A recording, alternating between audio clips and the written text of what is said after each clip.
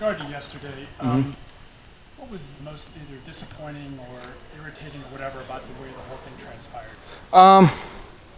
First, I'll probably say that this is the one and only time I'll address this issue because, the interview was done back in April, like right after the draft, and just things taken out of context, and that's the problem with today's day and age. You don't read the whole thing, you don't put two and two together, you just kind of read scripts, and then people, they combine sentences from different conversations, and so it seemed very disrespectful, and I can understand that, but what people didn't realize is the conversation entailed of me saying that I was surprised I was drafted #1 overall too, and then me going on a rant after that about QB evaluation, and then me frustration from recruiting processes and stuff that I've had that it's very well documented, my thoughts on a lot of that. And so it had nothing to do specifically about Daniel, about the winning and stuff, but I reached out to Daniel because all that blew out of, way out of hand, and I wanted him to know how I felt, and I've heard nothing but great things from Saquon and Sterling Shepard, guys that, have a lot of respect for him and that I, respect their opinions, and so I just wanted to clear the air with him,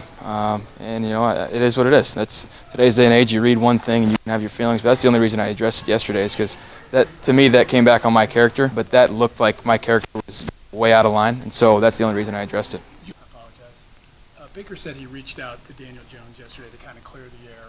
You know Baker much better than we do. Is that not surprising to you that he would want to make that kind of gesture? That's what I'd fully expect him to, because he wanted to make sure it was interpreted properly, and I would too if I were him. Do you think some of what Baker's persona has become gets distorted or misconstrued by people, the kind of kid that he is? I think definitely. I would, beyond a shadow of a doubt. If you have a perception of someone and they say something that can be interpreted a certain way that would benefit your perception of that person, then of course you're going to perceive it as that. There's not going to be benefit of the doubt any other way. And so, yeah. What was his reaction? He was very nice. Everything that people have said about him, he was cordial, said no worries, man.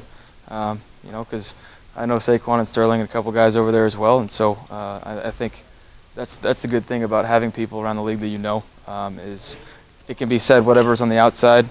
People can have their opinions, but when it comes down to it, I've worked with some people, and they know how I am inside the building, and who I am as a person. Is that something you wouldn't do, Baker?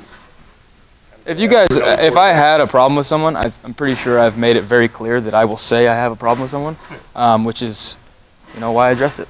Baker, because you have an issue, are you going to have to pull back? No, absolutely not.